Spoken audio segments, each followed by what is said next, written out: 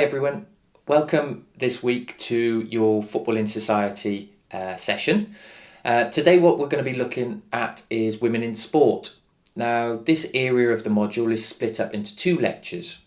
One lecture, which is today's session, we're going to be looking at some of the theory and academia that you'll require if you're going to use this area for your assessment later in the module. In the next session, what we'll look at is applying some of the theory to some practical case study examples, which will also be really useful for your assessment. The key reading for the module, or for this session today, we've used a couple of key authors, which I'd encourage you to go out and have a look at.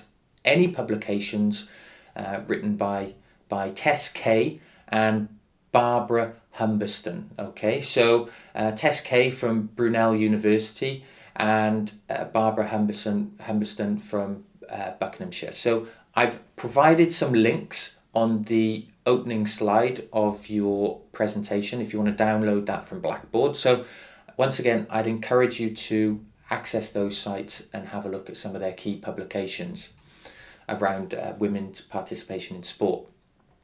The next link that I'd like you to look at in your own time is the Women in Sport website. And I'll be referring to this throughout today's session and the next one when we'll look at the case studies.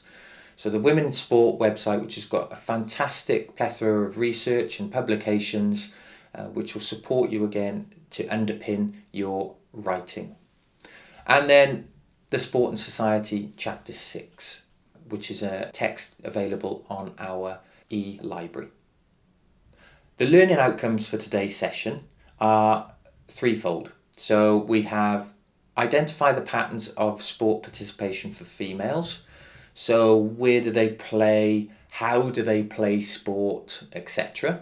We're going to examine the historical issues that females have faced within sport. So the existing current day hasn't always been. So what are those traditional standpoints or viewpoints on women partaking in sport? And then we're going to consider the main barriers for females within sport. So just to get you thinking, firstly, I'd like you to identify the subgroups that could be constructed from the overall target group. So the overall target group is females. However, that target group is very broad, isn't it? So you can't really categorize a 18-year-old female with a 30-year-old female. So I'd like you to identify the subgroups that can be constructed from the overall target group. That should take you around about 5 to 10 minutes.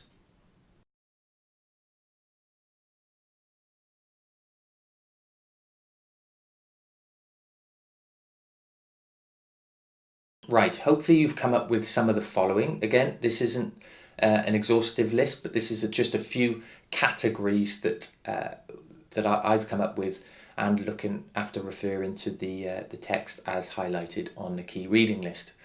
So the first consideration could be age. So as I mentioned when I set the task just a few moments ago, then the barriers faced for an 18-year-old female or the reasons for partaking in sporting activity for an 18-year-old will be much different for a lady or a female in their mid-40s or somebody at 60 plus.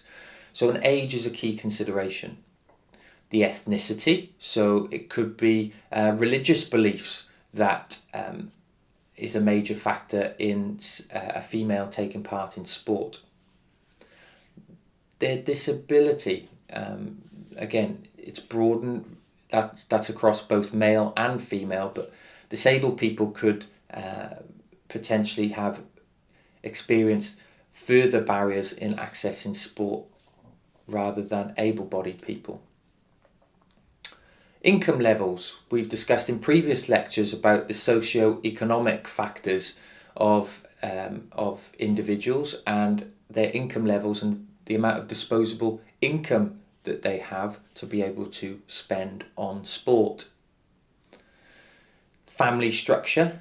Again, we have discussed in previous lectures about the certain factors in a lifetime whereby people drop out of sport. So maybe having children or a large family would affect a female from taking part in sport. Geographical location. So again, the urban nature or rural nature of where someone lives.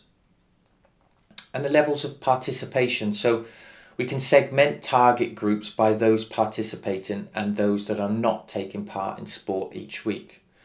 So those, remembering those models that we looked at in the last lecture, those couch potatoes, or those that are thinking about getting involved in sport, and those sporty types. So we can really categorize individuals or females in sport just by looking at the raw data. Now, working in small groups, if you can, I'd like you to just rank in order the following sports of female participation. So you've got swimming, football, golf, badminton, exercise and dance classes. So I want you to try and think about or reflect upon some of the information that we've provided in a previous session, and think about ways in which females participate in sport. Okay, so I want you to categorize 1 to 5 there, the most popular being at the top.